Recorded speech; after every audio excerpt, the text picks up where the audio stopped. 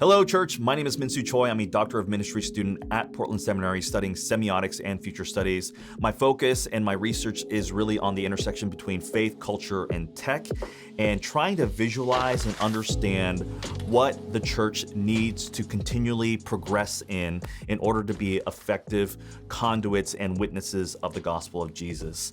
My research has led me to kind of understand digital technology and kind of the cultural shiftings that are happening in this day and age. And in this video, I want to talk about the 3 G's of future church design that are going to be vital for the church. And unfortunately, they're things that the church has not regularly practiced the last 3 or 4 or 5 decades. And we're seeing the effects of that now. And so the church is going to have to respond to these needs and to these shortcomings in order to be continual conduits of the gospel in our culture. So let's dive into these 3 things and talk about why these are so important. Okay, so the first G of future church design is glass. Our churches need to be built with glass. And I don't necessarily mean that literally, but metaphorically, what it really means is churches need to be designed with transparency and accountability built in. And now what do I mean by those 2 things? Well, what's certainly the case 100 years ago is that churches were seen as authoritative. They were seen as the central hub for culture and for community. The culture generally was favorable to churches and Christianity in general. But fast forward 100 years later, that is certainly not the case. Our culture is much more secularized. Churches are not given the benefit of the doubt. They're seen as hypocritical. They're seen as ineffective in helping and doing good in the communities. That's kind of the popular view now. And so many people in droves are leaving the church, or faith is just not working for them. And that is a legitimate concern for sure. But what's kind of attributed to that is that churches have not adjusted and made themselves more transparent and accountable to how they engage in culture. Churches for the last 100 years have been built with opaque walls. What happens in a church? What does worship look like? What do we do on Sunday mornings? What do we do during the week? A lot of people don't see the church active and engaging and just being consistently present in the neighborhood. And I think what needs to happen is glass needs to be used so that people can see. Now, notice how I'm not talking about buildings necessarily. What I'm talking about is churches need to tell a better story. They kind of need to self-promote. They kind of have to put themselves out there.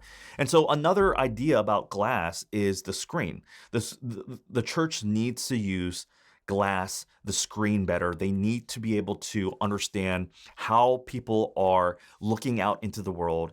And it's not just through their eyes. They're seeing it through their phones, their computers.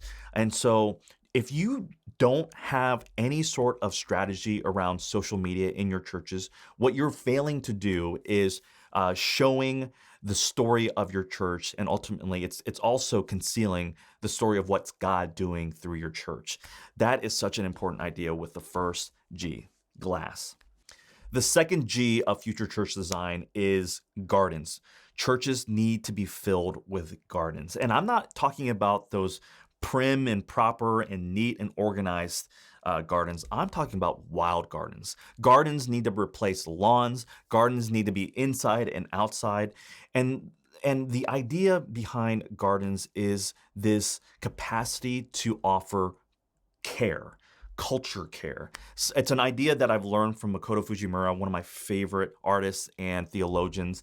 I think when it comes to culture care, it requires the church to create spaces that are not owned and guarded by the church itself. It needs communal spaces, not just for people to connect who are part of the church, but people from outside the church can come in and also participate. Gardening represents something that anyone can learn, that anyone can participate in. It's something that creates beauty, it creates purpose, it creates contemplation and rest.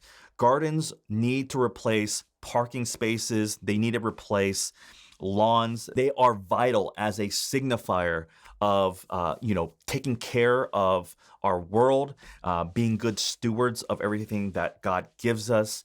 This is such an important thing, and I just don't see a lot of that. Churches are these community centers. They want to be more like swimming pools and gyms and all these things rather than a place where we get into the dirt, where we can practice and contemplate silence, where we can start thinking about cultivation and creativity rather than just getting tasks done or getting things figured out. This is the point of a garden. And I think incorporating gardens allow churches ultimately to adopt that monastic aspect of their purpose, creating a space of respite, creating sanctuary that allows anyone to come in, anyone who's weary, any sojourner. That's a really important idea that the church needs to embrace as we move into the future. The third G of future church design is the gallery.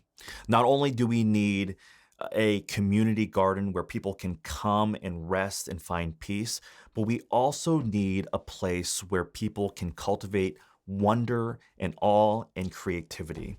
We need to invite back the artists, the maker, the creatives back into the church and say that they have a vital place for the community. In church history, one of the most significant events was the Protestant Reformation. It was a movement led by Martin Luther to correct some of the large distortions of the gospel the Catholic Church had embraced for a very long time, such as indulgences.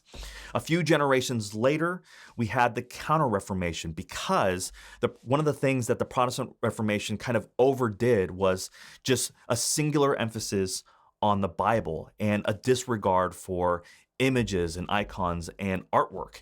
And the Catholic Church, I think, rightfully realized that not everyone comes to Jesus, comes to find spirituality and faith through just words alone. We need this wondrous imagination in order to understand who we are in God, as well as God Himself. And I think this is such an important point for us today as modern folks.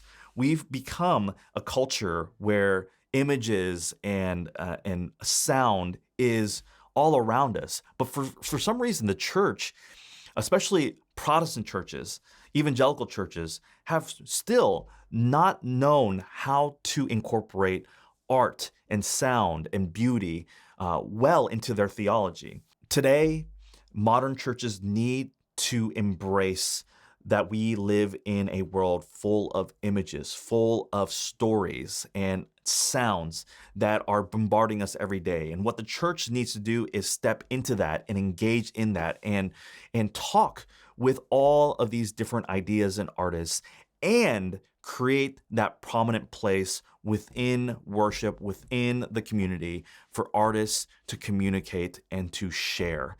What we're trying to understand is how God is working in the world today. What beauty, what miracles, what incredible changes is He ushering in with the kingdom of God?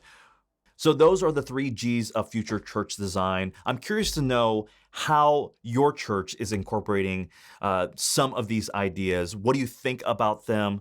How do they affect your ministry? How you think about community? How you think about discipleship and evangelism? Are you incorporating glass? Are you incorporating the garden? Are you incorporating galleries into how you think about God, how you share the gospel, how you build followers of Jesus today? I'll see you next time. Peace.